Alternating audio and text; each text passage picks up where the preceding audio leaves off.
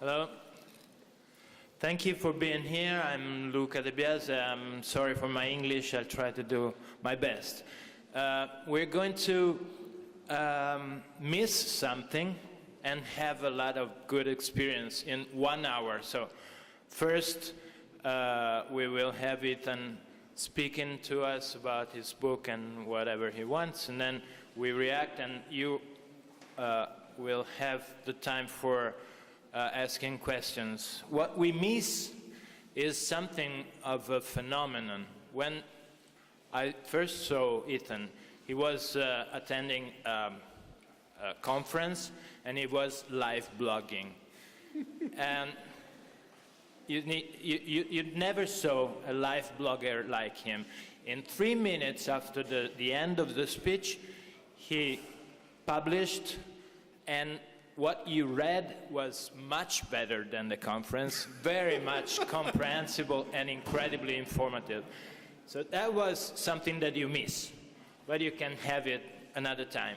What you get is a discussion that Jillian York from Electronic Frontiers Foundations and me are going to do after Ethan will speak about his book that is called Rewire.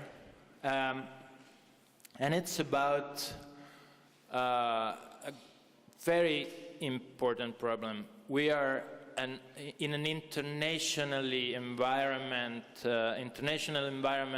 that is enhanced by the web and all the opportunities that it gives us. But at the same time, we are not becoming cosmopolitan. Culture goes in a different rhythm. We are sort of creating conditions for a new culture, but then we need something more to get the most of it. And as you will see reading the book and hearing Ethan, the problem is not technological, it's really cultural, and means to me a lot, because you can have the means for communicating, but if people doesn't understand each other, they don't communicate. And that's a great opportunity for our time and for humanity, but we need action and thinkers and vision and initiatives that help everybody make the most of it. Ethan. Well, thank you so much, Luca. And let me actually start with a couple of thank yous. Thank you all for coming out. I love this festival. It's been maybe 6 years since I've been here.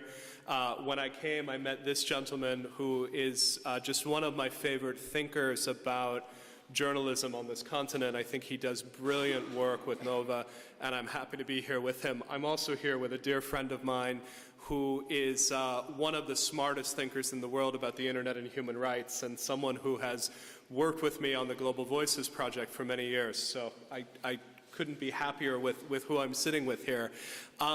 I thought I would start with a story that's not in the book, and I think of it this way: if you go and buy the book, then I haven't already spoiled it for you. But it's also because this is a pretty recent story, and for me the story is a good illustration of the problem that I'm thinking about in Rewire. This guy is named Hugo Barra. He's a Brazilian guy who's lived in the United States for about 20 years. He was a very senior product manager with Google. He was actually the guy at Google responsible for their handset and for their tablet, and was the VP of Android devices for them. And he did something incredibly unexpected last year. He announced that he was leaving Google and he was going to go work for a different company, Xiaomi. Now, Xiaomi is a pretty interesting company. It's a Chinese mobile phone manufacturer. They do some very cool things. They actually release limited edition mobile phones. They're quite feature-rich. They're pretty interesting. But when this news came out that this guy, Hugo Barra, was leaving a senior position at Google to move to China, there was only one logical explanation, which was that a woman was involved. And so the explanation that the US press printed about Hugo Barra moving to China was that Barra had been having a relationship with this woman, Amanda Rosenberg, and then Amanda Rosenberg started having a relationship with Sergey Brin of Google.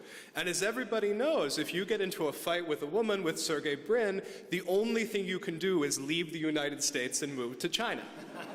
Now, this was reported as fairly serious news. And if you read any of the US tech press, this was the inside story. You had to know who was having the relationship with who, because it's so crazy that someone would go work for a Chinese company. So here's a conversation that happens about 4 months after.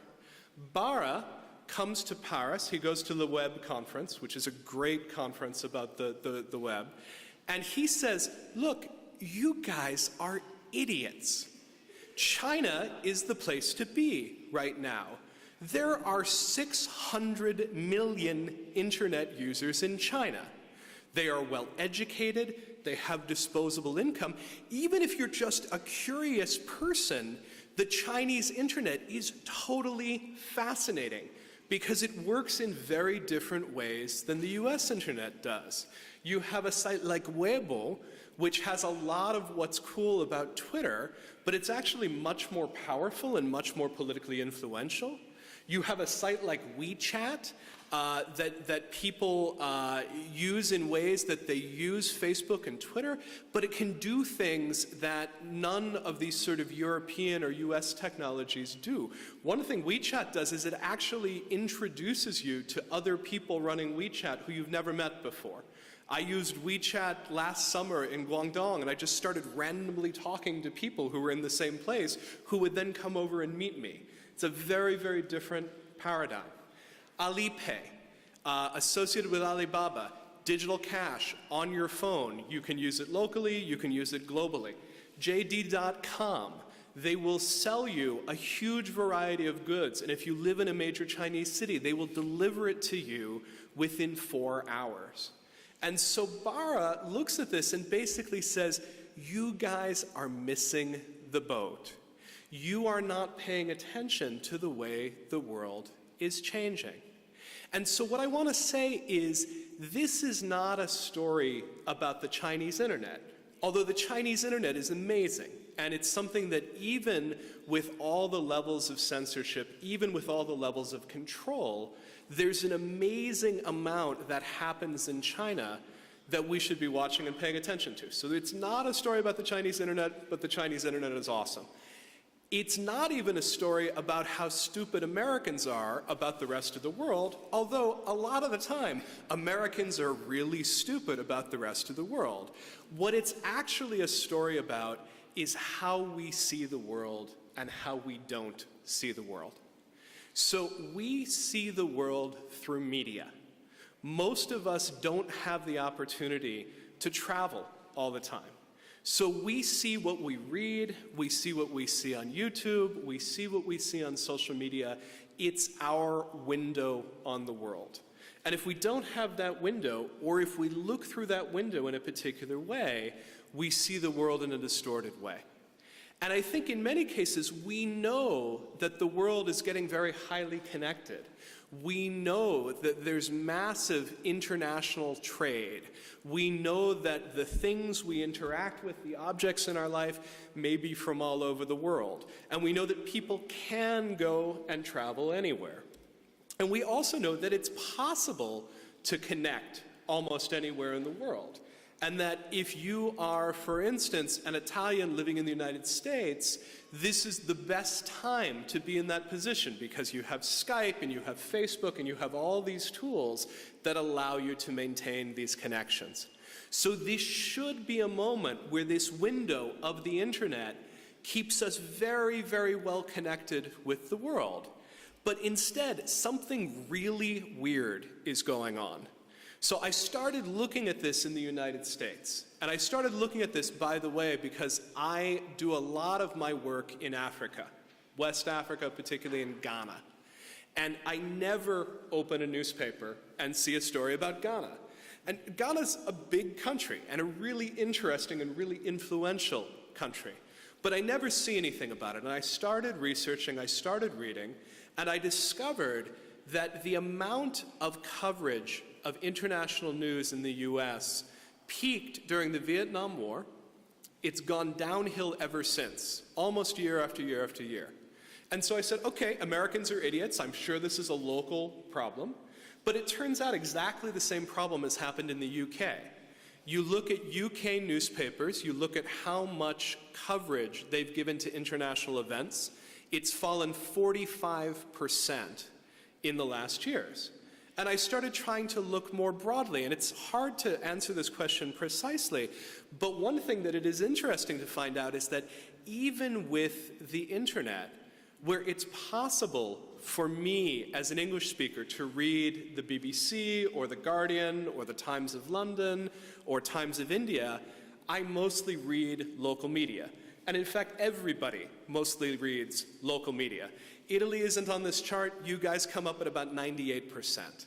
If you look at how often you're looking at a news site in the country versus elsewhere, we have great potential to be getting news from elsewhere, but we very rarely reach out and do it.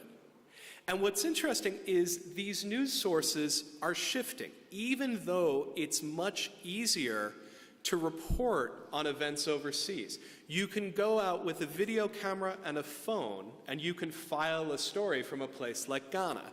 So you think we would be getting more reporting, but actually we're getting less. And one of the things that's really disturbing is that while the New York Times, for instance, doesn't do a lot of reporting in Africa, if we start looking at new media, purely digital media, we get even less of a global view. This is the Huffington Post versus the New York Times. And the Huffington Post, believe it or not, has an audience 4 or 5 times as large as the New York Times online, while they have tried very hard to become more global, more international. They're far more focused on the US and Western Europe than a good traditional print publication. And just looking between the two, it's a huge shift. We know that there's less and less media from the developing world, less and less international media, and so far digital media isn't catching up. This is a graph by a guy named Kalev Litaro. It's almost impossible for you to see, and I'm sorry about that. What he ends up showing is that the parts of this that are in white are parts where we hear a lot via Twitter.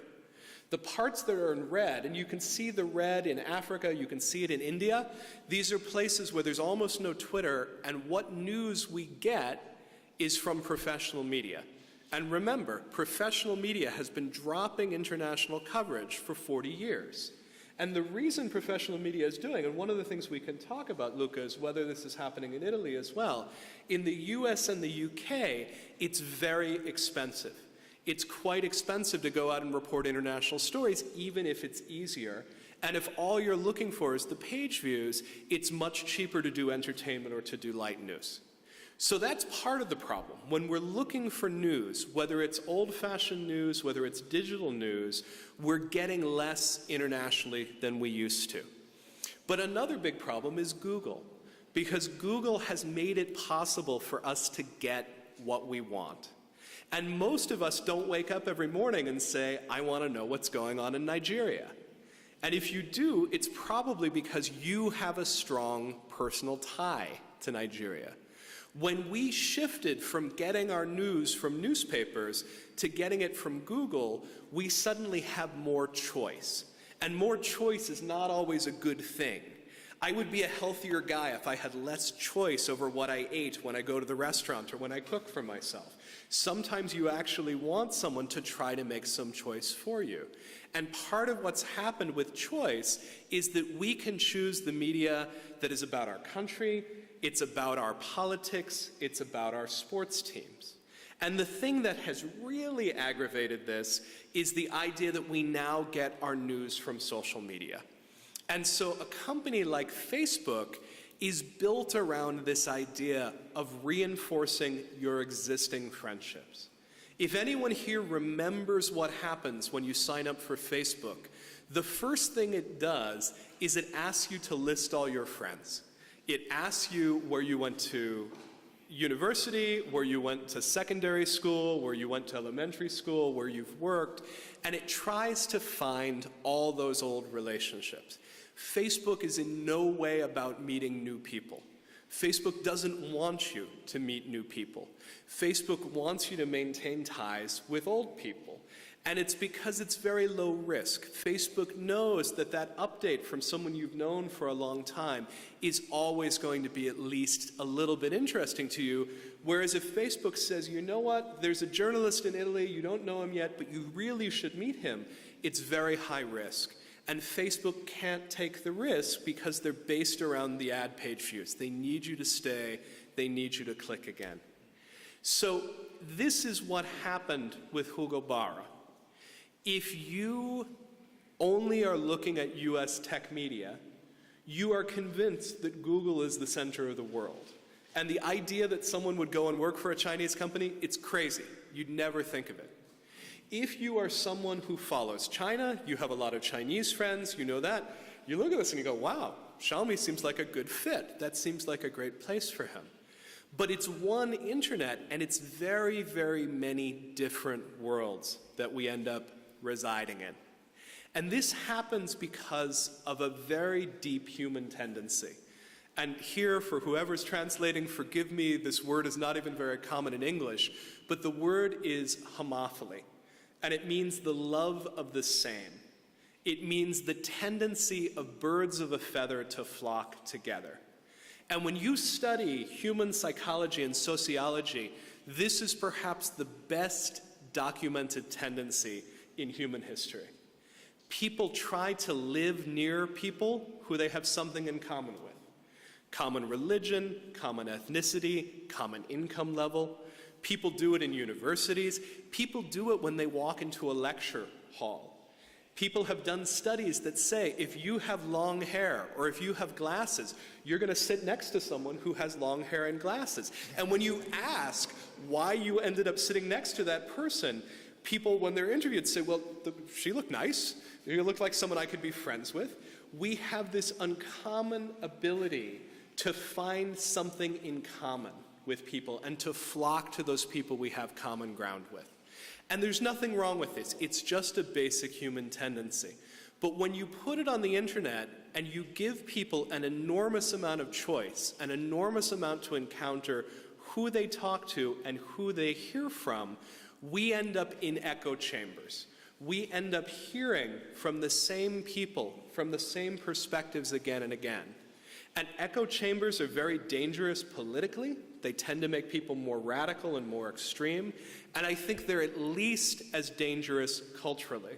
I think if we're only looking at the world from that one point of view and it's being reinforced by everybody around us, we have terrible blind spots like people did about the tech industry and Hugo Barra.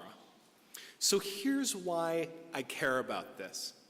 I've been working for almost 20 years now on issues around social change.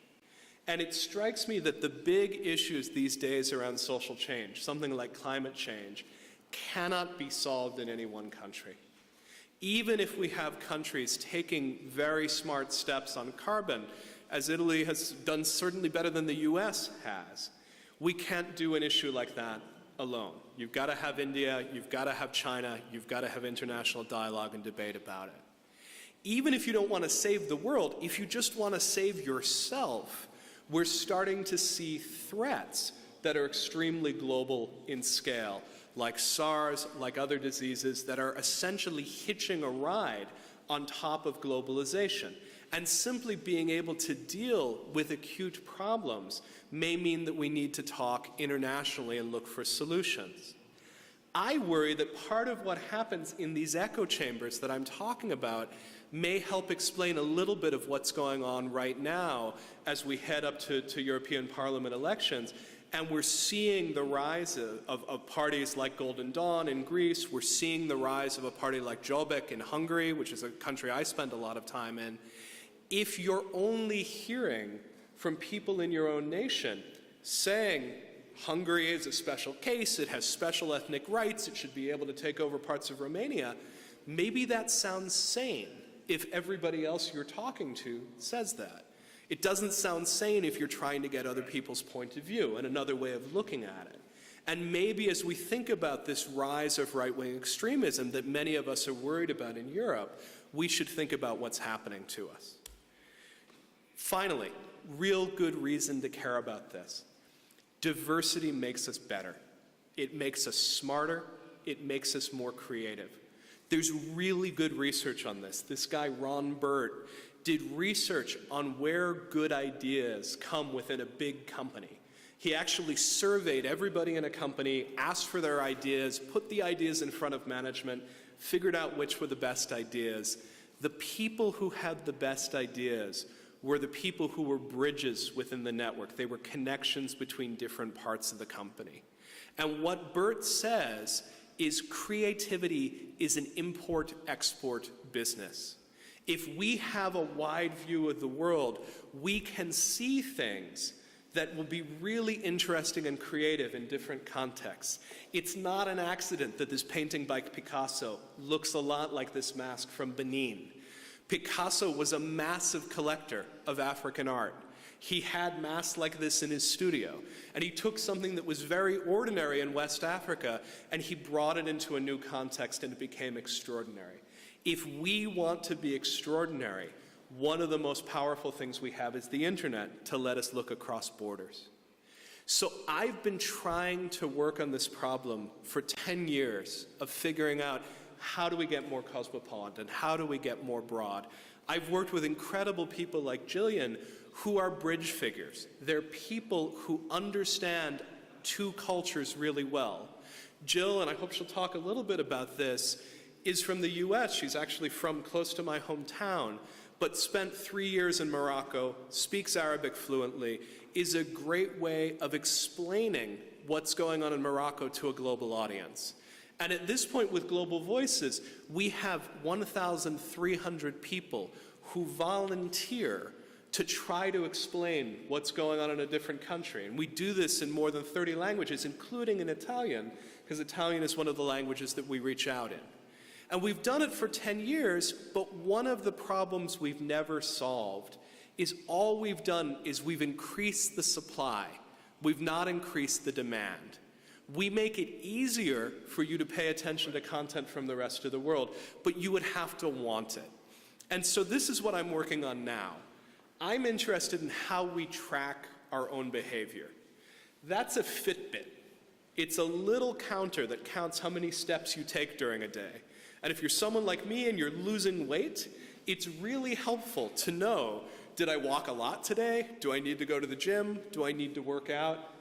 I want Fitbits for the mind. I want to know what we're putting into our heads every day. And so we're trying to build these. I'm building tools that let us look at things like newspaper coverage and say, how much are we hearing about Italy versus Hungary versus Ukraine versus Madagascar? What are we hearing about?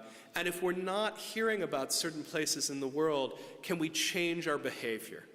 I'm trying to build tools with my students that look at my own behavior. One of my students, Nathan Matias, is very concerned about sexism online.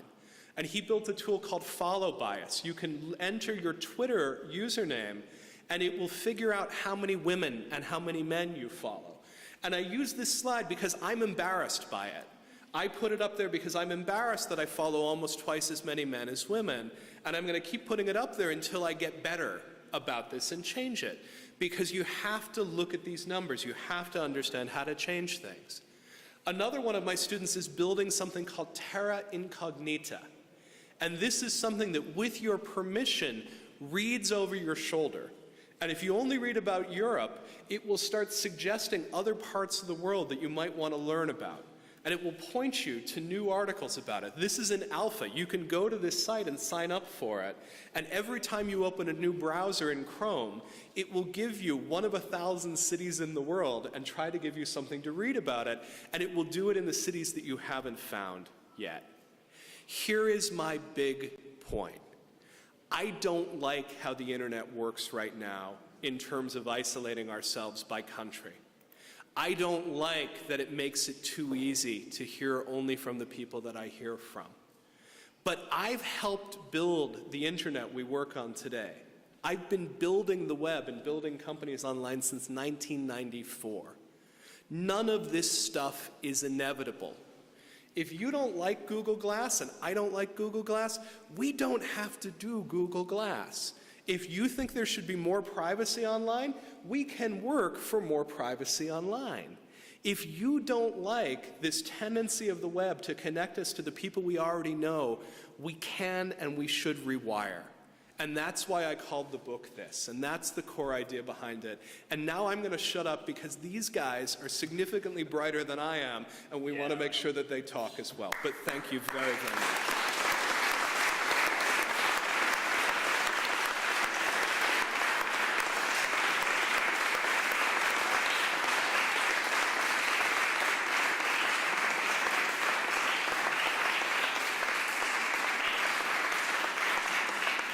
Yeah, the last point is the one that we need to keep in mind every time we debate the internet. All the time we need to think about what can we do next to improve, to get better the thing.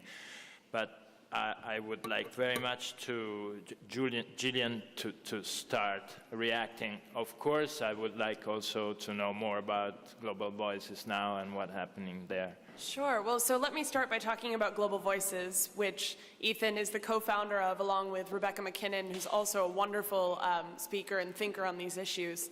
I joined Globalvoices in 2007. And at the time, I joined it because, well, actually, let me go back even 2 more years. In 2004, 2005, I moved to Morocco, and I started a blog, which was a new thing that I'd just heard of. And I was blogging from there. Mostly my friends and family at home were reading it. And a couple of things happened. One was that I found out that the blogging platform that I was using got censored in that country, but that's another story. But the second thing was that I saw that people were starting to link to my blog, people that I didn't know. Some of them were local bloggers in the country, others were bloggers, like Peace Corps bloggers perhaps, people living there. And then this website called Globalvoices linked to my blog. I said, what's that? And so I went to it, and I was just fascinated because there were all of these stories from all over the world that I never would have heard of by reading the New York Times. And the first thing that I did as an aspiring young writer was to write to Globalvoices and ask them if I could join them too. And they immediately said yes, and here I am 7 years later. But I ended up moving back from Morocco shortly after that, but I continued to write for Globalvoices. I covered Syria when our author there was on vacation. I started writing about Palestine, about other places. And what started to happen was really interesting. I started to make friends from places that I'd never been. Not just in the Arab world, where I've now spent quite a bit of time, but also from Japan, from Italy, from everywhere. And it became this really fascinating group of friends that remains to this day. But one of the effects of this, and to something that Ethan said in the beginning around the myopia of the Western media, was that I started to learn about things that were not being covered, and started to I don't want to say become an expert on these things, because I still feel that that's a problematic framing of what we do, but to become, as Ethan said, a bridge.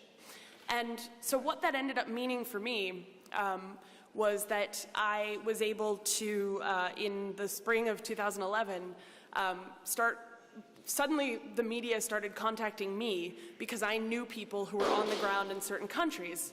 And at first, this was me connecting them to people in Egypt, but then, as you might know, the internet sort of disappeared a couple days later. And then it was me talking about the bloggers there and what people were saying and what I knew, because we weren't getting much from people on the ground. What was interesting about that was that I all of a sudden felt this deep responsibility to link back to what people had said. And so the framing of the Arab Spring in the US was that this was a Facebook revolution. This was a spontaneous act, and that Facebook had enabled it to happen, or Twitter had enabled it to happen, depending on the country you were talking about. But what I knew that most of them didn't know was that this had been, a decade leading up. Globalvoices had kind of a role in bringing some of these people together. There were lots of other independent bloggers that had nothing to do with the platform. And this was what has now been kind of dubbed this Arab digital vanguard, this group of people that had been blogging, had been using online networks for protest, for organizing, for an entire decade before that. And so this was not a new thing that sprung spontaneously. This was something that happened, whether you think that the internet was a catalyst for these protests or not, nevertheless, these networks happened because of the internet. These ideas and these movements were enabled through blogs and through social media platforms. But at the same time, I actually was able to experience this myopia myself last year, or earlier this year, when protests started happening in Venezuela, a country that I know very little about. And it was very interesting to be on the other side of this and see that, in the US, the media around Venezuela is very skewed, very polarizing. It's either demonized, or if you're reading from the left, Chavez was a hero, but there's no middle ground. And so my immediate reaction was to look to Globalvoices and to the blogs and to Twitter. I still don't really completely understand, but I was able to use those resources to find a more sort of human perspective on what was happening. And I think that that's really what the core of Globalvoices and a lot of other projects as well. I don't mean to only talk about the one that we're involved in, of course. But I think that's really what's at the core here, is that blogging and some of these more interesting social networks have allowed us to really get a better sense of what's going on. I think this point of sort of looking for the nuance, looking for the complexity, this is something that we've always hoped for out of high-quality journalism. And I think we still get it in the best of news. But I also think that it's very, very easy to get just that one side, just to get that one frame. We've started sort of saying around Globalvoices that our goal is to fight the frame. Whatever that one narrative is, if we can just find a way to make it more complicated, make it more nuanced, give one side. I'm looking in the audience at Laura Miko, who's the co-founder of an amazing project called Homicide Watch DC. And it tries to, I think, fight the frame around homicide in DC, making sure that it's talking about every murder. It's not just talking about the bloody and the gruesome. And it's not just talking about the crime, but it's talking about the victims. It's talking about who knew the criminal. It's talking about everyone who's involved with it. And it's fighting this simple narrative with a much more complicated narrative. And what I really want to see out of the web and out of journalism right now is how do we get these complex narratives, particularly how do we get these complex global narratives coming into play? Yeah, well, I would like to add just a little bit, but also because I would like also at least 20 minutes for questioning. But your contribution seems to me very important in this sense. When we bridge, when we do the internet, we link. But then what people do with the links, it's a problem. And so we need a project that makes us go towards the same goal. And to do this, we need to have a jump of abstraction in terms of point of view. And what your book teaches every page is that the point of view that we are used to is not the only one. And there is another point of view, and also another, and yet another again. And this makes us create a sort of new mega point of view, which is the cosmopolitan culture, that is, as the Ghanese philosopher says, is really caring about the point of view of the others, which is a practice that makes us better bridge walkers. But then this makes also much smaller the kind of problems that we usually talk about in here at the festival, about the crisis of journalism and everything. That is very important for who leaves them, but it's not the end of the story. There is a lot more to say. And from this new point of view, the cosmopolitan one, in which we start to write in a new dimension, there are a lot of new things to do with new business models and everything. Just one last question. The advertising model is a local one. They want us to go to the shop and buy where we live. So that is obviously an incentive to stay with the information and with the world in which we live, because we buy where we live. And so advertising is not the end of the story, too. So I think what I hear you saying is reminding us of this sort of social function in journalism, right? So journalism is this fascinating field where we have two jobs at the same time. We need to keep you interested, we need to keep you paying attention so that we get you to shop, we get you to buy the ad, and it's important, and I don't mean to minimize it. But we also have to have the impact that makes us good citizens. And ideally, it's not just good citizens of our country, it's good citizens of the world. Exactly. And I think the thing that for us can be most powerful actually is to make us uncomfortable. And I'll give you one last story that's not in the book, so you can still go buy the book even after my stories. I have a lot of West African friends online, and I follow West African news very closely. And I wrote about the Occupy Nigeria protests, which were protests after a rise in fuel prices. And I looked at this as a development economist. I have some background in development economics, and I said, this is great. This country's been subsidizing fuel. It's benefit only to the wealthy. Finally, poor people in Nigeria are getting a benefit of their tax money. This is fantastic. And my friends from Nigeria came back and said, you're an idiot. You know, all of our transport costs just went up 3 times. All of our food costs just went up 3 times. We don't trust that this is going to go for schools. And so 2 things happened. One, I get to change my mind. And that's a very good thing. It's a good thing to be able to change your mind. But the better thing was I'm much less certain. And I actually think this is a very good time not to be certain. I think being certain is maybe the most dangerous thing in the world right now. We had a president in my country who was very, very certain, and he started 2 wars based on his certainty that that was the right thing to do. And even if our current president is significantly less certain, I think maybe that's a good side to err on at a moment where what we're really trying to do is listen and sort of pay attention to everywhere else. Yeah, everybody who has certain ideas is an idiot, perhaps. Or maybe we should work. Maybe we should work. I'm not certain about that. That's what my poster that I was quoting said. And just a hint from Electronic Frontiers Foundation. How do we protect the global internet? Yesterday, something went wrong in net neutrality, so I mentioned this.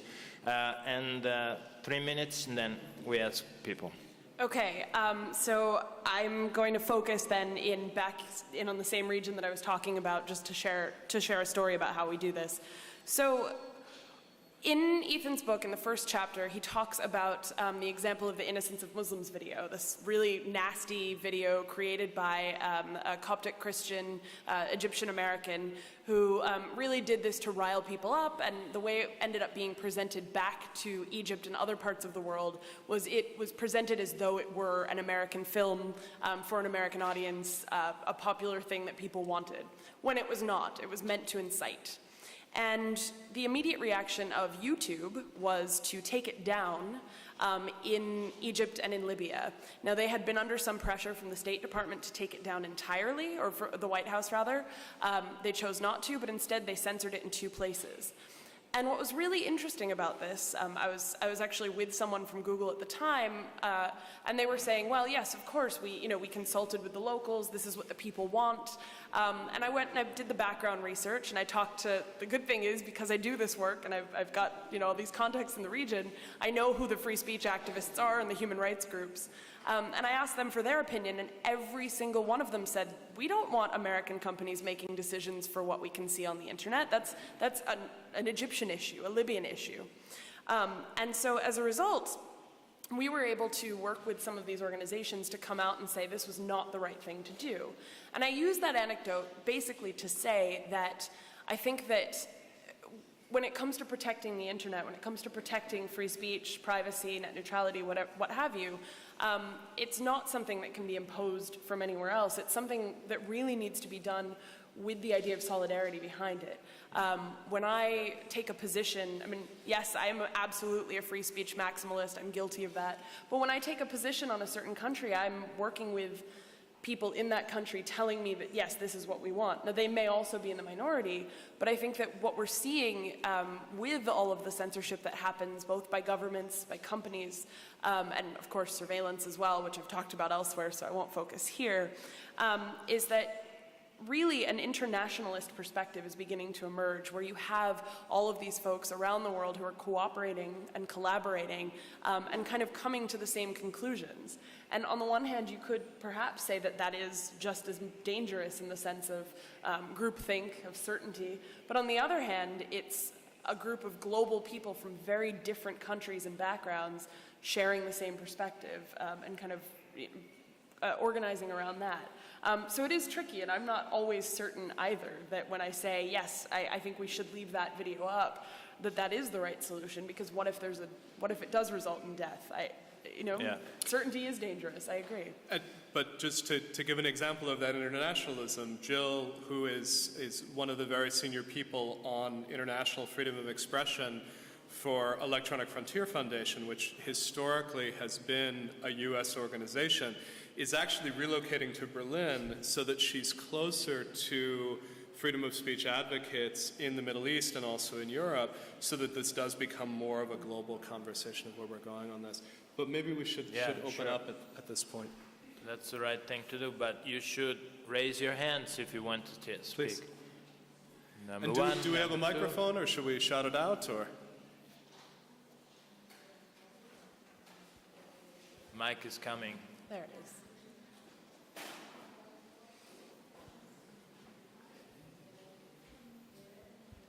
Hi, I want to hear something about your views about the NSA revelations. Yeah. Really great question. As an American, I'm enormously frustrated, embarrassed, ashamed of what's gone on in my country. And the only rational response I think we can make to something like this is to once again ask this question about how you rewire. Because we've wired an internet for surveillance. Surveillance right now is the business model of the internet.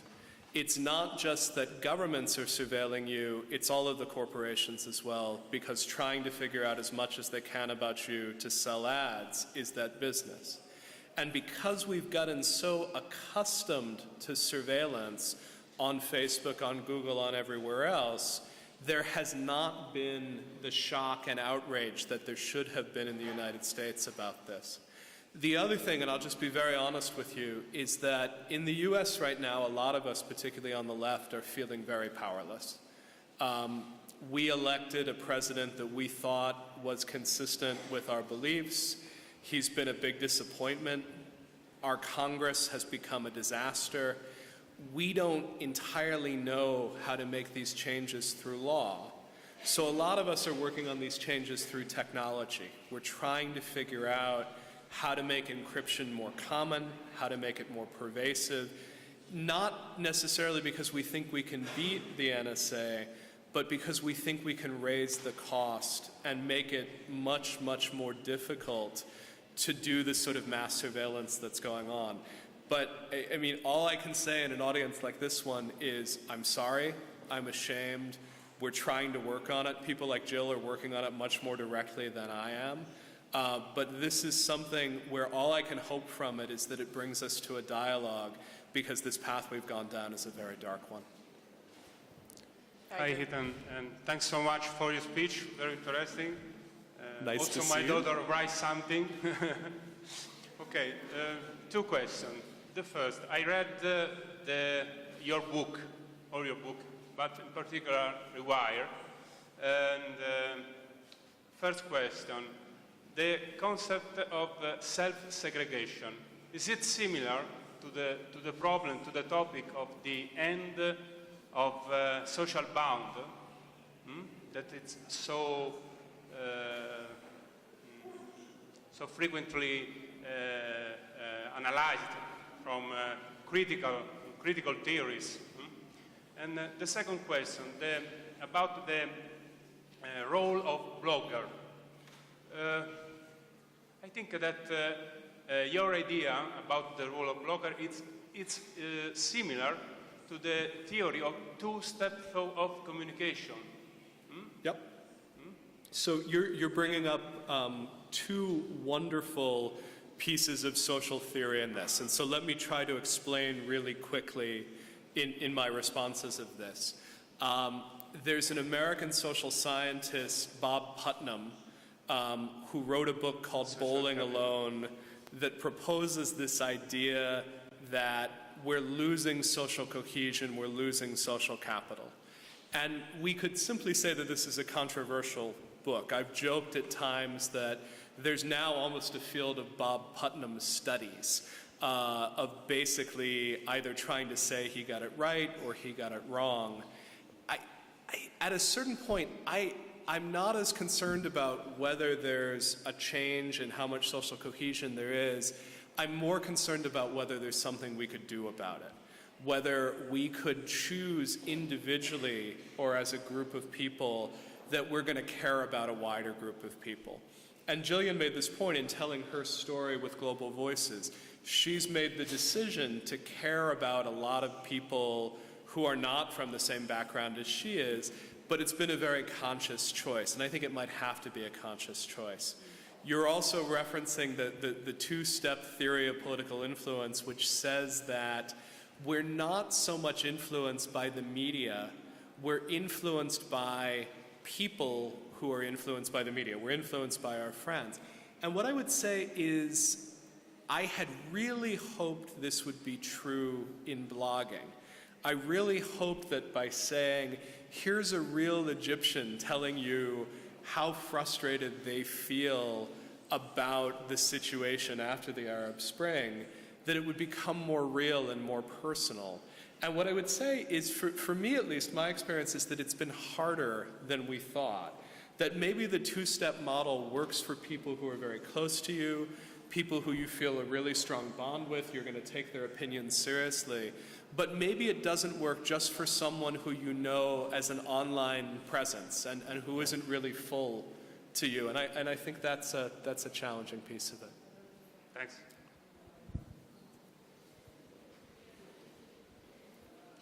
I had the honor to moderate a debate about the future of African media here at the Journalism Festival.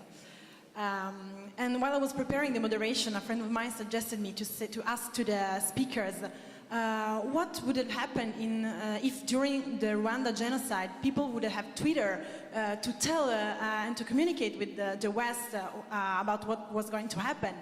And I told him, I cannot ask this question, I think, because right now people are tweeting and telling what's happening in South Sudan and Central African Republic, and still Europe and US, or even like readers, normal people, don't care, or they don't know that they have to be interested in that.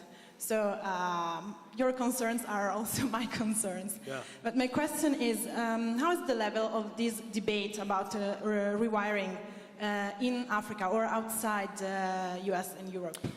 Well, I think actually that's one a lot of us can answer. Jill, actually, do you want to weigh in on the Rwanda question? I think that's a really interesting one. It is an interesting one. Wow, I'm not sure that I've got a good answer. I mean, I've thought about this too, and I think there's a couple of different ways to think about it. I mean, I would even go back and say, if Twitter had been there from the beginning, well, you know, the difference between Twitter and radio is that radio is absolutely a one-to-many device and a technology.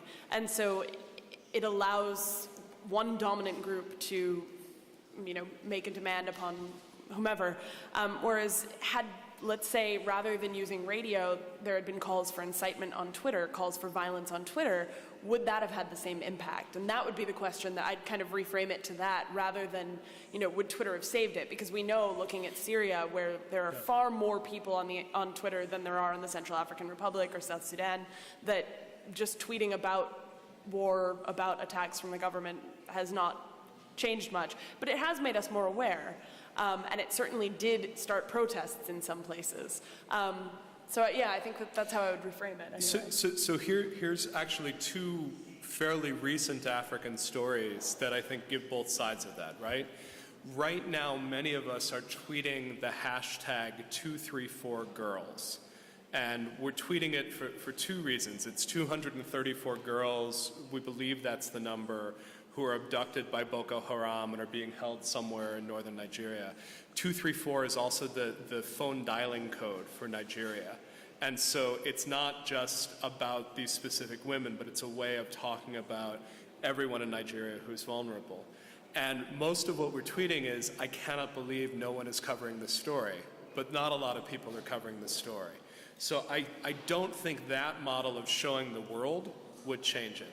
I do think there's really good evidence for the model that Jill talked about. And here's an example from Kenya. Kenya had a very bad election in 2007. Violence came out of it. Kenya had a much less violent, there were other problems, but it was much less violent in 2013. And one of the reasons it was less violent was every time someone tweeted something hateful about another ethnic group, a group that calls themselves Kenyans on Twitter would write back to them and just say, cut it out. Don't do this. We're not going to do that again. And if you keep doing this, we're going to isolate you. Everyone's going to unfollow you. You're going to have nobody on Twitter. It actually became called KOT cutting. You would get cut off if you were trying to use that as a platform for hate speech. And there was very, very little online hate speech on Twitter. There was actually quite a bit more on Facebook where this dynamic didn't take place. So talking back is really important. This wider idea of rewiring is something you'll hear a ton of on the African continent, because this is an area where people are desperate to change the way their continent is understood and framed. We have a phenomenally outdated view of sub-Saharan Africa. We have a view that's mired in disease, it's mired in poverty, and there's no doubt that there is still poverty and disease on the continent. There is also an incredibly technical, educated, creative middle class that is working really, really hard to change the continent, and they see the internet as a path to put that new narrative forward and to fight it. Whether we'll start seeing more equitable tools, better social networks coming off of the continent, that's what my fingers are crossed for in the longer run. Well, I don't see any more hands rising, but also I see that we are almost out of time. And so maybe I'd like just to end the thing with one very important thing that Ethan has told us, that is rewiring is not something that concerns the Americans that are always bringing to us platforms and things and solve our problems with new technologies and everything. It's something that we also can do here in Italy. And we don't need to think that Facebook is the social network and nothing will come out after Facebook which is better. There is no reason for that. Facebook was born 9 years ago, and before there was not. And we can do better if we want to do the better. Let me say something on that, Luca, because it's such a smart thing to say. For many of us in America, a strong EU, a more united Europe, has been incredibly hopeful because it's been a vision of a continent where borders matter less, where there's common standards on human rights, where there's people across borders and languages trying to do things together. And whatever happens with the future of the EU, it's been a powerful inspiration for the US. Give us an EU of Facebook, and not one that's dysfunctional and bureaucratic, but one that's looking at the world in a different way, and one that's actually trying to bring us together, not trying to isolate us. We would love to see some of the thinking, the deep thinking behind the dream of Europe, be some of the deep thinking behind the tools we're building. It's a brilliant idea. Very right. Yeah. Thank you. Thank you all so much.